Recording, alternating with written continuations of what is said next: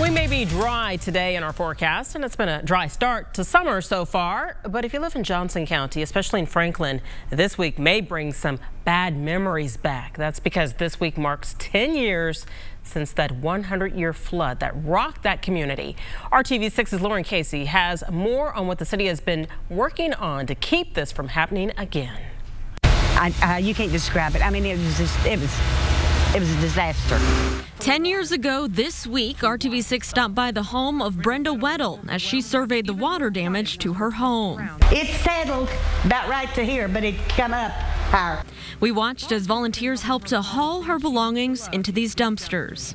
God bless them, and I appreciate everything they have done. In early June 2008, storms dumped as much as 10 inches of rain on already saturated ground in central Indiana in a short period of time, creating conditions of a 100-year flood.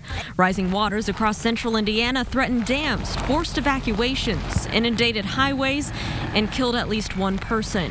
18 counties declared disasters, including Johnson County. Johnson County Emergency Management telling our crews at the time it was likely the largest and most costly disaster we have ever had. You can see from this video water flowing into the first floor of Johnson Memorial Hospital in Franklin. Now, possibly the area hardest hit in Franklin was right here. This is Young's Creek along that tree line. It has a tendency to go over its banks, but that day it was an absolute disaster. Not only were many homes here along the creek condemned, but also Franklin College way over here that reported water damage, and over here is the hospital that we just mentioned. Over the years, the city has worked to move residents, but now they're turning their focus to businesses.